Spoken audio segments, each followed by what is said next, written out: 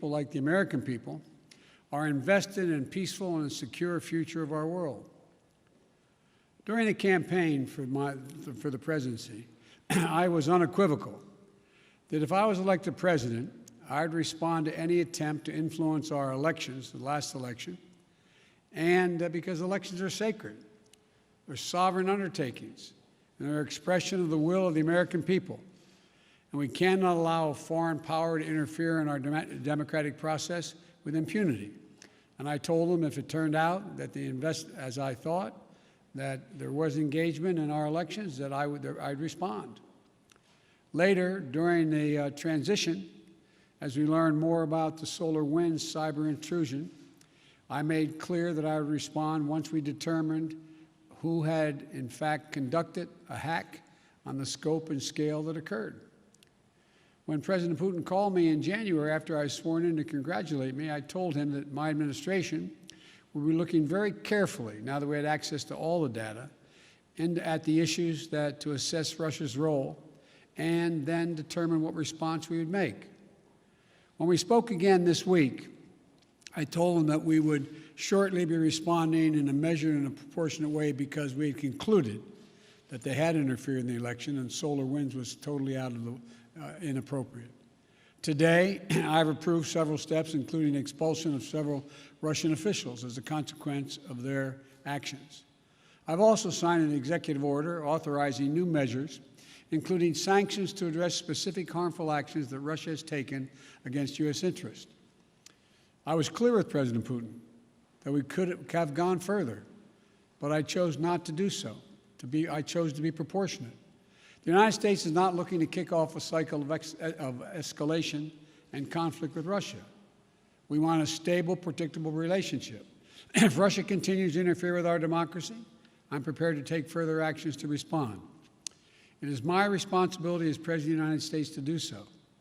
But throughout our long history of competition, our two countries have been able to find ways to manage tensions and to keep them from escalating out of control. There are also areas where Russia and the United States can and should work together. For example, in the earliest days of my administration, we were able to move quickly to extend for 5 years the New START Treaty and maintain that key element of nuclear stability between our nations. That was in the interest of the United States, of Russia, and quite frankly, of the world. And we got it done. When I spoke to President Putin, I expressed my belief that communication between the two of us personally and directly was to be essential in moving forward to a more effective relationship, and he agreed on that point. To that end, I propose that we meet in person this summer in Europe for a summit to address a range of issues facing both of our countries. Our teams are discussing that possibility right now. And out of that summit, were it to occur, and I believe it will, the United States and Russia could launch a strategic stability dialogue to pursue cooperation in arms control and security.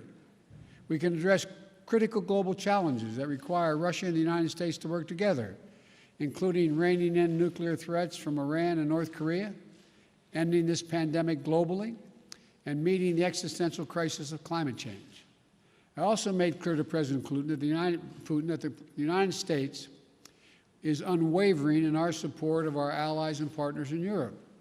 In that vein, I expressed concern about Russia's military buildup on Ukraine's border and in occupied Crimea. I affirmed U.S. support for the sovereignty and territorial integrity of Ukraine, and I strongly urged him to refrain from any military action. Now is the time to de-escalate. The way forward is through thoughtful dialogue and diplomatic process. The U.S. is prepared to continue constructively to move toward that process. My bottom line is this: where there's an interest in the United States to work with Russia, we should and we will. Where Russia seeks to violate the interests of the United States, we will respond. We'll always stand in defense of our country, our institutions, our people, and our allies. Thank you very much for your time. Mr. President, did President Putin give you any indication in that call that he is willing to change his behavior? We indicated we would talk about it. I laid out, as I said, very simply. I said during the campaign, I said when he called to congratulate me on being elected, I said subsequent to that, this last conversation, that if it turned out that he was engaged in the activities that he'd been accused of in cybersecurity and SolarWinds and interfering in our elections, that I would respond in kind. I urged him to respond appropriately, not to exceed it, because we can move as well. My hope and expectation is we'll be able to work out a modus vivendi, but it's important that we have direct talks and that we continue to be in contact with one another. Thank you. Mr. President, do you expect him to sign it? Pardon me? Why not Nord Stream? Why didn't you keep going with the sanctions on Nord Stream 2, Mr. President? Nord Stream 2 is a complicated issue affecting our allies in Europe. I've been opposed to Nord Stream 2 for a long time, from the beginning, even when I was out of office, and even before office, before I left office as vice president. But that still is an issue that is in play. Thank you very much.